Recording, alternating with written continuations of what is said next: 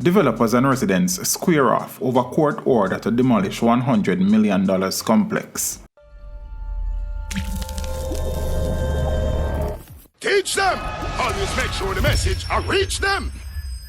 In just over a month, arguments for an apartment complex worth more than 100 million Jamaican dollars in the Golden Triangle neighborhood of St. Andrew should not be demolished will take center stage in the Court of Appeal.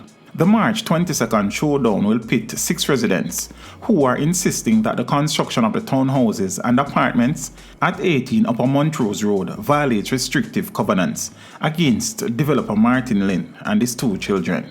Restrictive covenants are legally binding stipulations on property titles to protect property values and to maintain neighborhood aesthetics. In this case, the Lynns are arguing that the single-family dwelling character of the area has changed to enable them to build 2 townhouses and 4 apartments. In January of 2020, Supreme Court Judge Judith Pusey ordered the immediate destruction of the housing units after determining that the Lynns had violated the covenants and had breached building approvals issued by the Kingston and St. Andrew Municipal Corporation.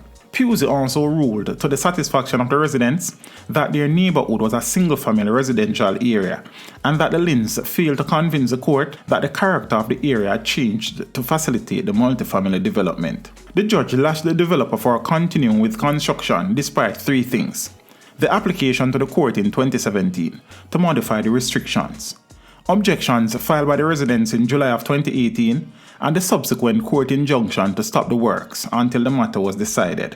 On March 11, 2020, the Court of Appeal granted an order for the demolition action to be paused until the case brought by Lynn against Pusey's decision was determined. The case is being keenly watched as the authorities come under pressure to enforce the laws against rogue developers, with residents getting increasingly litigious, all of which could threaten hundreds of millions of dollars in investments. The Lynns are appealing the decision to refuse their application for modification of the restrictive covenants that the residents are entitled to the benefits from maintaining single-family residence and the demolition order.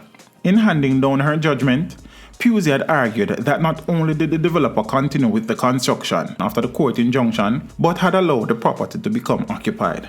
They plowed on, completed their development, so as to use the jargon, to steal a march on the objectors, and to now want the court to rubber stamp their effort because of the amount of funds expended, Justice Pusey said. Teach them! Hey yo, hello! Send the message and make it reach them. It's teach them. Right here, Warlord representing. Thank you for watching. Like the video before you go. Please subscribe if you haven't done so. And remember to share the video with your friends and family. And browse the channel for more quality content. Until next time, walk good, my friends. Teach them!